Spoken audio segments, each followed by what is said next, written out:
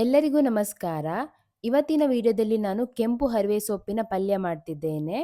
ಇದನ್ನ ಮಾಡ್ಲಿಕ್ಕೆ ನಾನಿಲ್ಲಿ 250 ಗ್ರಾಂ ಅಷ್ಟು ಕೆಂಪು ಹರಿವೆ ಸೊಪ್ಪನ್ನು ತಗೊಂಡಿದ್ದೇನೆ. ಮೊದಲಿಗೆ ನಾನು ಹರಿವೆ ಸೊಪ್ಪಿನ ಬೇರುಗಳನ್ನು ಕತ್ತರಿಸಿಕೊಳ್ತೇನೆ. ನಂತರ ನಾನು ಹರಿವೆ ಸೊಪ್ಪಿನಲ್ಲಿರುವ ಬೇರೆ ಸೊಪ್ಪುಗಳು ಅಥವಾ ಕಸ ಕಡ್ಡಿಗಳನ್ನು ಅದರಿಂದ ಬೇರ್ಪಡಿಸಬೇಕಾಗ್ತದೆ.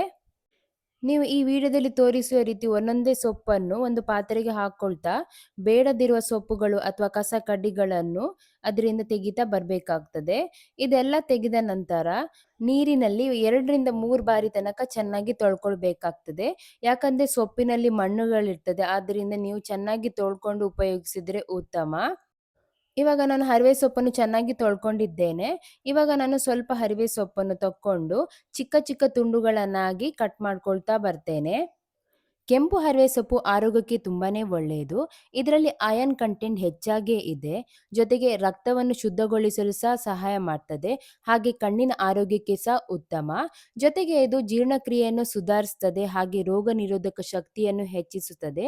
ಆದ್ದರಿಂದ ನೀವು ಎಷ್ಟಾಗ್ತದೆ ಅಷ್ಟು ಹರಿವೆ ಸೊಪ್ಪು ಬಳಸೋದ್ರಿಂದ ನಿಮ್ಮ ಆರೋಗ್ಯಕ್ಕೆ ತುಂಬಾನೇ ಒಳ್ಳೆಯದು. ಇವಾಗ ನಾನು ಹರಿವೆ ಸೊಪ್ಪನ್ನು ಚಿಕ್ಕ ಚಿಕ್ಕ ತುಂಡುಗಳನ್ನಾಗಿ ಕತ್ತರಿಸಿ ಒಂದು ಪಾತ್ರೆಗೆ ಹಾಕಿ ಸೈಡಲ್ಲಿ ಎತ್ತಿಟ್ಕೊಳ್ತೇನೆ. ಇವಾಗ ನಾವು ಹರಿವೆ ಸೊಪ್ಪಿನ ಪಲ್ಯ ಮಾಡೋಣ. ಅದಕ್ಕೆ ನಾನು ಮೊದಲಿಗೆ ಒಂದು ಪಾತ್ರೆನ ಬಿಸಿ ಆಗ್ಲಿಕ್ಕೆ ಇಡ್ತೇನೆ. ಅದು ಬಿಸಿ ಆದ್ಮೇಲೆ ಅದಕ್ಕೆ ಸ್ವಲ್ಪ ಎಣ್ಣೆ ಹಾಕಿ, ಎಣ್ಣೆ ಬಿಸಿ ಆದ್ಮೇಲೆ ಅದಕ್ಕೆ ಸ್ವಲ್ಪ ಸಾಸಿವೆ ಹಾಕ್ಕೊಳ್ತೇನೆ. ನಂತರ ಅದಕ್ಕೆ ಸ್ವಲ್ಪ ಬೆಳ್ಳುಳ್ಳಿ, ಹಸಿಮೆಣಸು ಹಾಗೆ ಬೇವಿನ ಸೊಪ್ಪನ್ನು ಹಾಕಿ ಚೆನ್ನಾಗಿ ಫ್ರೈ ಮಾಡ್ಕೊಳ್ತೇನೆ. ಇದಿವಾಗ ಚೆನ್ನಾಗಿ ಫ್ರೈ ಆಗಿದೆ. ಇವಾಗ ನಾನು ಇದಕ್ಕೆ ಹೆಚ್ಚಿಕೊಂಡಿರೋ ಹರಿವೆ ಸೊಪ್ಪು ಹಾಗೆ ಸ್ವಲ್ಪ ಉಪ್ಪನ್ನು ಹಾಕಿ ಚೆನ್ನಾಗಿ ಮಿಕ್ಸ್ ಮಾಡ್ಕೊಳ್ತೇನೆ. ಇದು ಚೆನ್ನಾಗಿ ಮಿಕ್ಸ್ ಆದ ನಂತರ ಇದಕ್ಕೆ ನಾನೊಂದು ಅರ್ಧ ಕಪ್ಪಷ್ಟು ನೀರನ್ನು ಹಾಕಿ ಲಿಡ್ ಅನ್ನು ಕ್ಲೋಸ್ ಮಾಡಿ ಒಂದು 15ರಿಂದ 20 ನಿಮಿಷಗಳ ಕಾಲ ನಾನು ಇದನ್ನ ಮೀಡಿಯಂ ಫ್ಲೇಮಲ್ಲೇ ಬೇಯಿಸ್ಕೊಳ್ತೇನೆ. ಇವಾಗ 20 ನಿಮಿಷಗಳ ಕಾಲ ಆಗಿದೆ. ಹರಿವೆ ಸೊಪ್ಪು ಸಹ ಚೆನ್ನಾಗಿ ಬೆಂದಿದೆ. ಇವಾಗ ನಾನು ಇದಕ್ಕೆ ಕಾಯಿ ತುರಿಯನ್ನು ಸೇರಿಸ್ಕೊಳ್ತಿದ್ದೇನೆ.